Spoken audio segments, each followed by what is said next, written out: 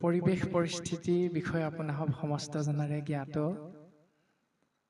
সকলো ঈশ্বৰৰ ইচ্ছা যে যেহি কৰে ঈশ্বৰে সেহিহে সত্য হৈ, ঈশ্বৰে যি কৰে সেয়াই হ'ল সত্য, সেয়াই হ'ল সঁচা। আৰু এই সত্য বা সঁচাক আমি মানি লোৱাটো হ'ল এক সত্য। গতিকে বৰ্তমান পৰিৱেশ পৰিস্থিতিত যি জীৱাত্মা স্বৰূপ নৰৰূপী উৰণ বুৰণ গজন ভ্ৰমণ চাৰিমুঠি জীৱ যি অৱস্থা বৰ্তমান সকলোৰে জ্ঞাত। গতিকে সমস্ত জীৱৰ মংগলৰ অৰ্থে পুনশ্চবাৰ আমি ভগৱন্ত পুৰুষৰ দুখানি অভয় চৰণত ভক্তিৰ সেৱাভাগী নিবেদন কৰা হৈছে। বঢ়াৰপো মহাপুৰুষ শ্ৰী শ্ৰী মাধৱ গুৰুজনাৰ এভাগী পবিত্ৰ ঘোষাৰে প্ৰভু ভগৱন্ত অনন্ত ঈশ্বৰ প্ৰপন্ন জনতাৰণ, তুমি প্ৰিয়তম পৰম দেৱতা জানিয়া লৈলো শৰণ, তুমি প্ৰিয়তম পৰম দেৱতা জানিয়া লৈলো শৰণ। জানিয়া কৃষ্ণ অ হৰি অ ৰাম কৃষ্ণ।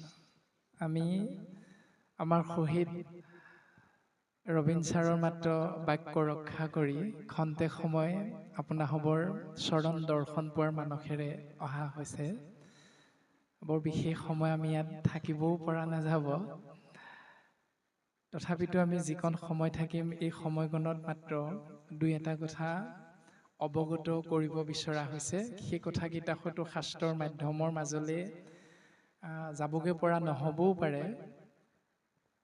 পৰিৱেশ পৰিস্থিতিৰ লগত আমি দাস হিচাপে মাত্ৰ প্ৰথম এটি কথা অৱগত কৰি দিব বিচৰা হৈছে যে বানপীড়িত বাপ আইসকলৰ সাহাৰ্যাৰ্থে আপোনাসৱ কোনো বাপ আয়ে যদি সহায়ৰ হাত আগবঢ়াব বিচাৰে তেতিয়াহ'লে আমাৰ লগত যোগাযোগ কৰিব পাৰিব।